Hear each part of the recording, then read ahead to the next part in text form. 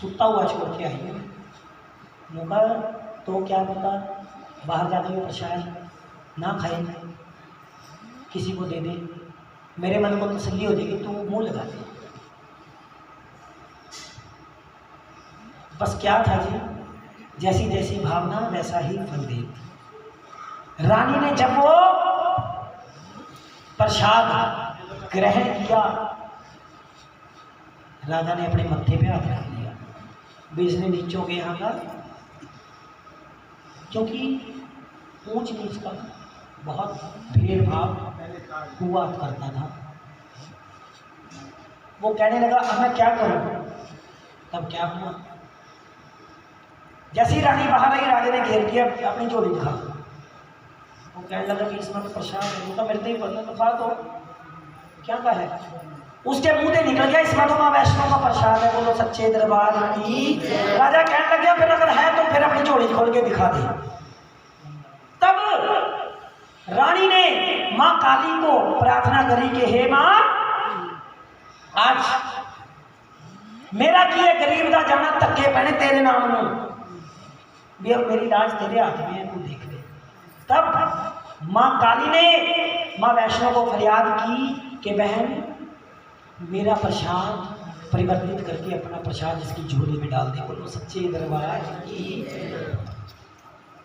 वैष्णो माँ कहने लगी जगराता तेरा और प्रसाद बटे मेरा, यूं किसने कहा तो जो मर्जी शर्त रख ले मैं वो स्वीकार करूंगी, लेकिन ये प्रसाद बदल दे आज, मेरी भगतने की इज्जत का सवाल है, बोलो सच्चे दरबार की।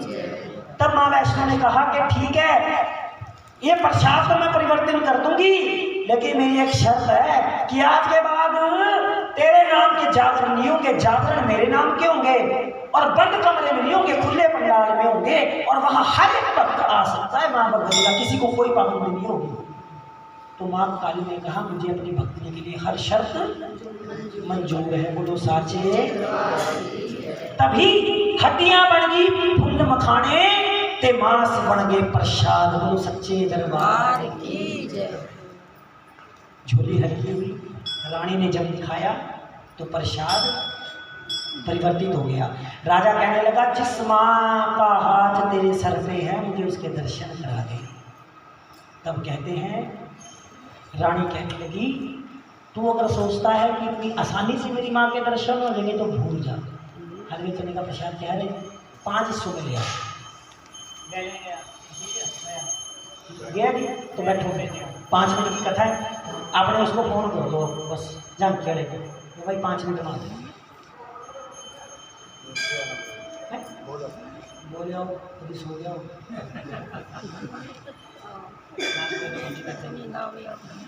ना बैठे में झांकी की जरूरत नहीं, 6 तो बज गए, आरती करते करते 7 बज लेंगे, तो आपकी इच्छा है जैसा। तो क्या हुआ, प्रसाद परिवर्तित हो गया, और जब प्रसाद परिवर्तित हो गया, प्रसाद परिवर्तित होने के साथ ही बैठो बस 5 मिनट। राजा कहने लगा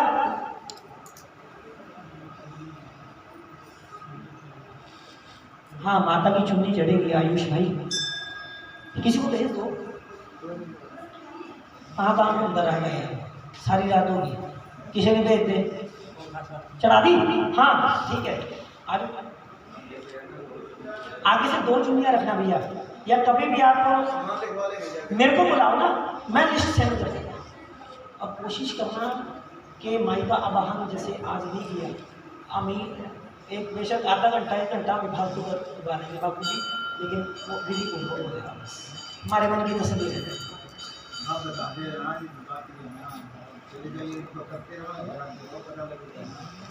देखो जी हमने तो कह दिया कि वो अगला पता नहीं किस तरीके से क्या अगला कि वो कह देगा था मेरी मार्केट अपने मार्केट में उनके लिए चिंता कोई नहीं, मारने ने अपना नाम ठीक ठाक रखे। लेकिन हम ये कहते हैं प्रोफेशनल बनो, लेकिन अपने जो सनातन धर्म की विधि है कम से कम उसको पूर्ण करो। आप किसी भी देवी देवता का सिमरन करो, कुछ भी कराओ, उसका आवाहन करना सबसे पहले जरूरी होता है। जब तक आप उसका आवाहन नहीं करोगे, उसको बुलाओगे नहीं, तो आपकी कैसे आ जाएगा? आप किसी के बिन बुलाए चले जाओगे, ये बता दो। चले जाओगे क्या? फिर जब आप किसी के एक तुच्छ इंसान जिसकी कोई सृष्टि में जगह नहीं है, जिसने आया है तो चले जाना है, जब वही अपने अंदर इतना मान रख रहा है कि मैं बिन बनाए नहीं किसी के जानता, तो फिर वो किस तरह आ जाएगी? ऐसा ही रात बुलाते रहो। इसलिए आवाहन करना आवश्यक है। जो साचे दरबार की जय। देखो, अगर गलती बात हो तो कह दियो कि पंडित भी तो ज़्यादा कह गए, ये बात नहीं है। वार्तालाप कहाँ पे होगी थी? जब मैंने आरती में सिर ढकने को कह दिया था और वो पंडित जी बोले थे कि ये वर्जित है, तब मैंने वो कह दिया रखा, इतने तो तेरी उम्र नहीं, इतने साल मेरे जगराते कर देने होंगे, तो मेरे ने कहा ये सिर्फ इसलिए ढका जाता है सिर कि उसके मान आदर के लिए, नहीं तो सिर ढक नाटक का कोई फायदा नहीं।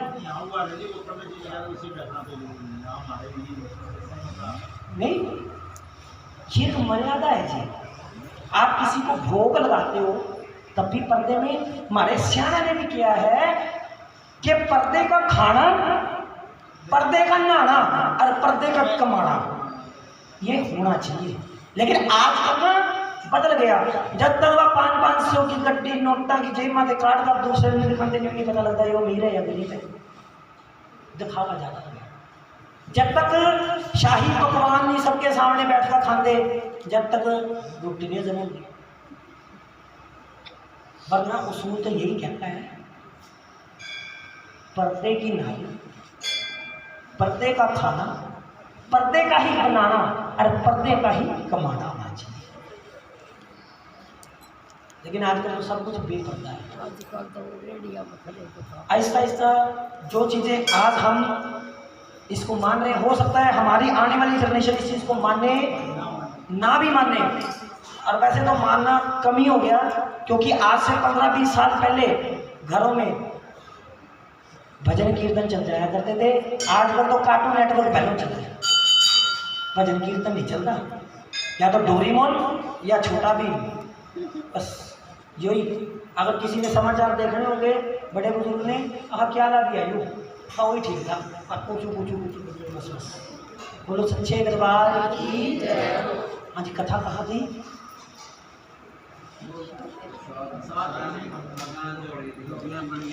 हड्डियां बन गई फुल मखाने दे मांस बन गए। राजा कहने लगा जिस माँ ने तेरा प्रसाद परिवर्तन किया उसके दर्शन करा। रानी कहने लगी चल फिर महलों में। रानी को महलों में ये जाकर राजा कहने लगा अब करा। कहते रुक, सबसे पहले तू ये बता तुझे सबसे पहले क्या चीज प्यारी है? कहने लगा मेरे को अपना घोड़ा बहुत प्यारा है चेतन, जो मेरे को जंग के मैदान में से जीत दिलाकर वापस लेकर आता है। रानी ने कहा सबसे पहले उसका सर तक से अलग कर, उसके छोटे छोटे टुकड़े करके बड़ी बोरी में डाल दे। बोलो सच्चे। फिर रानी ने पूछा तेरे को दूसरी चीज क्या प्यारी है? राजा कहने लगा मेरे को अपना पुत्र बहुत प्यारा है। कहने लगी उसका भी सर तक से अलग कर दिया। राजा कहने लगा तू पागल हो गई है, अपने लाल को कहते लाल वाली बात ना कर, वो भी किसी का लाल था जिसको तूने मार दिया। बूढ़ा अपने लाल की बात है तो तेरे को लाल याद आने लग गया। राजा कहते हैं राजहट, स्त्री हट और बाल हट, तीनों हट ऐसे हैं अपनी मनमानी करते ही करते हैं। बोलो सच्चे। ऐसा लग रहा है भाई, बोलो सच्चे। नींद आ रही है जी? थोड़ा सा बस ये लंबा इस करके हो रहा है क्योंकि वो प्रसाद आने में टाइम हो गया था, तो नहीं वो जो आया था ना ये, हाँ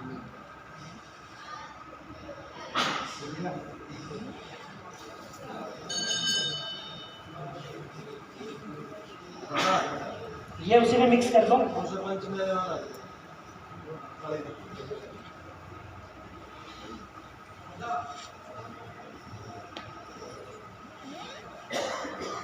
कि मुझे उस माँ के दर्शन करा। क्या दर्शन तो तभी होंगे, काट दे सर। राजा ने उस बच्चे का भी सर धड़ से अलग करके उसके भी छोटे छोटे टुकड़े करे बड़ी टोई में डाल दिया। रानी ने कहा अब इसको अग्नि दे। राजा कहने लगा अगर तेरी माँ में शक्ति है तो ये प्रसाद अपने आप पककर तैयार होना चाहिए। बोलो सच्चे दरबार की। तारा ने माँ ज्वाला रानी को याद किया और वो प्रसाद अगम की जोत से अपने आप पककर तैयार हो गया। बोलो सच्चे दरबार की जय। तारा ज्वाला माई का। सच्चे दरबार की जय। कहने लगे भक्तों, फिर रानी ने कहा इसके 5 हिस्से कर दे। 5 हिस्से है ना जी। वो कहने लगे 5 किसके? बता रही हूं, एक तेरा, एक तेरा, एक तेरे लाल का, एक घोड़े का, अच्छा, और पांचवा मेरी माई का। नुकाई यूं कर, पहला हिस्सा उठा और जा अपने घोड़े को वो खिला गया। जब वो गया क्या देखता है? घोड़ा अस्तबल में हिन हिला रहा। राजा ने सोचा ये जादू करनी है, उसका जादू से ठीक कर दिया। मानूंगा तो तब जब मेरा लाल वापस आ गया। घोड़े को क्या चीज पसंद है? चना। ये चने का प्रसाद उसी वजह से बनाया जाता है, अदरवाइज इसका कोई अर्थ नहीं है। उस घोड़े की देखो कितनी अच्छी किस्मत है जिसने माई के दर्शन किए। अश्वत होए सब जहान में पर अश्वत होए ना वेतक। जिसने माई के दर्शन किए थे वो हुआ था चेतक। बोलो सच्चे दरबार। वो इकलौता ही था जो चेतक के बाद अगला जन्म ले मेरी माई की सेवादारी में बिता गया। बोलो सच्चे दरबार। तो कहते हैं 5 हिस्से बन गए। पहला हिस्सा लगा दिया। जब दूसरे हिस्से की बारी आई कहने लगा अब इसको तू खा। राजा ने जब उठाया, प्रसाद नहीं समझा, मांस ही समझ रहा है। जब खाने लगा तो बच्चे की चिचली उंगली उसके मुंह में आ गई। जारों जार रोने लगा। कहने लगा वजदी ना तार तंबूरे वाली, वजदी नहीं बजायो तारा मोहे पुत्र वियोग ना भायो। पुत्र का वियोग आ गया। तब तारा ने कहा अब तुझे मेरी मां के दर्शन होंगे। राजे को क्रोध आ गया। राजा कहने लगा तेरी मां ने तो मेरे लाल को खा लिया। तारा रानी कहने लगी क्या बात कर दी तुमने? अरे मेरी माँ तो सुनी गोदों को हरा कर देती है, तू कह रहा है कि मेरी माँ ने तेरे लाल को खा लिया। तू ही तो कह रही है कि दर्शन नहीं हो सकते, इसका मतलब तू झूठी थी। सच्ची है तो दर्शन करा। तब तारा ने कहा तीसरा हिस्सा उठा, मेरी माँ को भोग लगा दिया। ज्वाला जो अग्नि जल रही थी वहां पर जोत में उसने भोग लगा दिया। चौथा हिस्सा रानी ने अपने पास रख लिया और 5वां हिस्सा बोला कि ये अपने पास रख के अपने बच्चे को आवाज लगा। लेकिन याद रख 3 आवाजें लगाइयो। 3 आवाज में अगर तेरा बेटा आया अदरवाइज तेरा बेटा नहीं। पहली आवाज लगाई कि बेटा सुंदर, कोई उत्तर नहीं आया। दूसरी आवाज लगाई कि बेटा सुंदर, तब भी कोई जवाब नहीं आया। जब तीसरी आवाज लगाई बेटा सुंदर, तब उत्तर आया जी पिताजी बोलो साचे। तब राजा का बेटा उसके पास आया, कहने लगा पिताजी आपने बहुत बड़ा पाप किया। कहने लगा बेटा दोषी तो मैं तेरा हूं जिसने तुझसे बिना पूछे ही तेरा सर धड़ से अलग कर दिया था ना। वो कह रहे उस टाइम आप दोषी नहीं थे, दोषी तो आप अब हुए हो। वो कैसे? आपने पहली आवाज लगाई तो 6400 सखियां मुझसे दूर हो गई। आपने दूसरी आवाज लगाई 56 प्रकार के भोग मुझसे दूर हो गए। और जब आपने तीसरी आवाज लगाई तो माँ ने अपनी गोदी से उतार कर कहा कि जा बेटा तेरे पिताजी तेरे को बुला रहे हैं। बोलो सच्चे।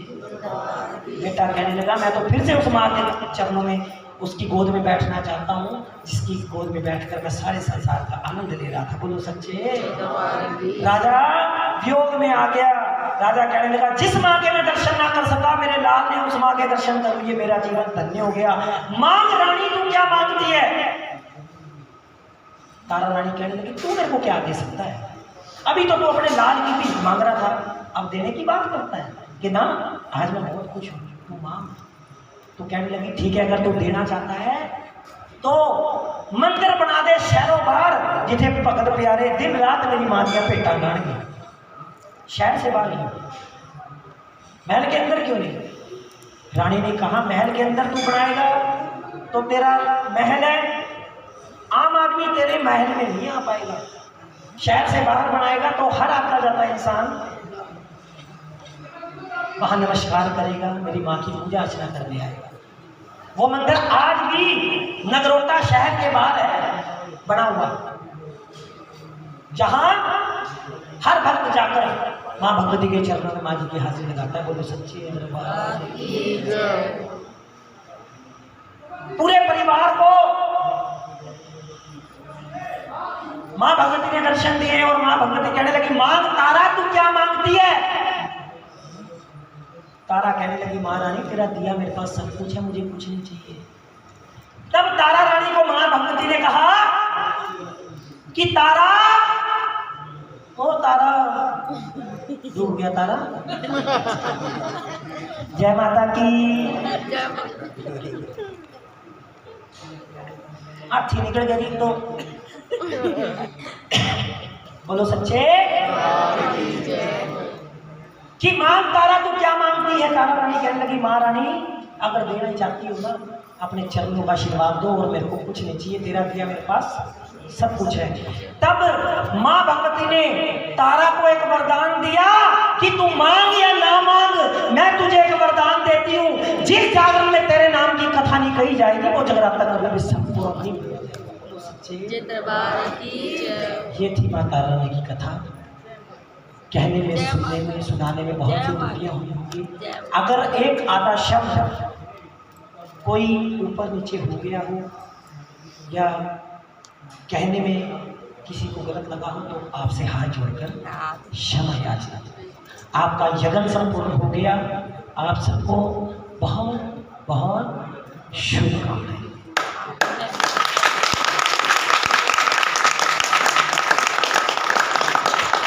अब आप अपनी श्रद्धा अनुसार जो भी इस ब्राह्मण की झोली में दक्षिणा कथा की डालना चाहते हैं वो आप डालकर अपने इस यज्ञ को संपूर्ण कीजिए।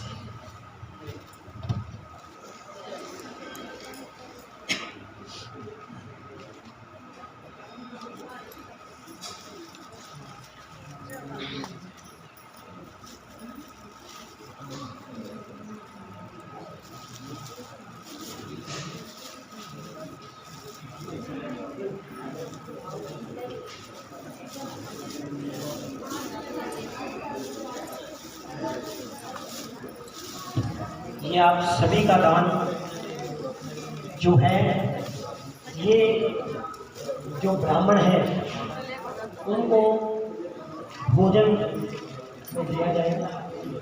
जो भी आप